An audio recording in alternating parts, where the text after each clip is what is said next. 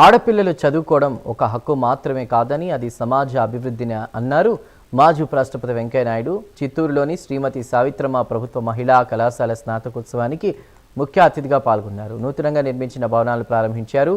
బేటీ బచావ్ బేటీ పడావ్ నినాదంతో భారత ప్రభుత్వం మహిళా సాధికారతే ధ్యేయంగా ముందుకు సాగుతుందన్నారు. మహిళల సాధికారత అనేక సమస్యలకు పరిష్కారం చూపుతుందని అన్నారు.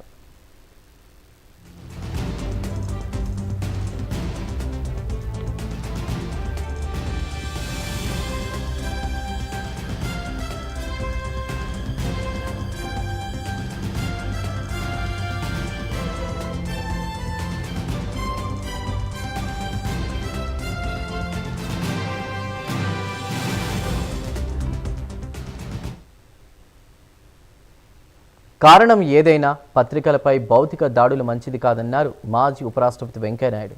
చిత్తూరు జిల్లా కేంద్రంలో మాట్లాడిన ఆయన ఏదైనా సమస్య ఉంటే ప్రశాంతంగా నిరసన చేయాలన్నారు.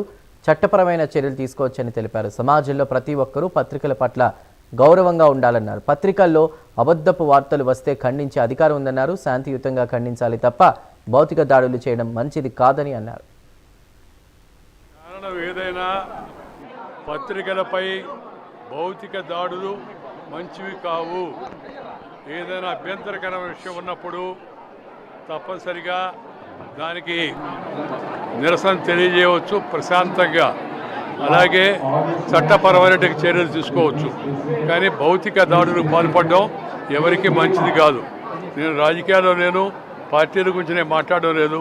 కానీ సమాజంలో ప్రతి ఒక్కరు కూడా పత్రికల పట్ల గౌరవం ప్రకటించాలి. పత్రికల్లో ఏదన్నా అసత్యమైన వార్త వస్తే లేదా ఏదన్నా మనల్ని అవమానపరిచేటి యొక్క వ్యాఖ్యలు వచ్చినప్పుడు వాటిని తప్పనిసరిగా ఖండించేటి అధికారం మనకి ప్రజాస్వామ్యంలో ఉంది.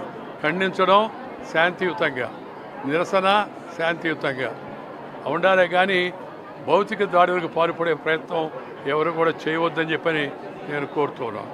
కారణం ఏదైనా పత్రికలపై భౌతిక దాడులు మంచివి కావు. ఏదైనా అభ్యంతరకరమైన విషయం ఉన్నప్పుడు తప్పనిసరిగా దానికి నిరసన తెలియజేయవచ్చు ప్రశాంతంగా. అలాగే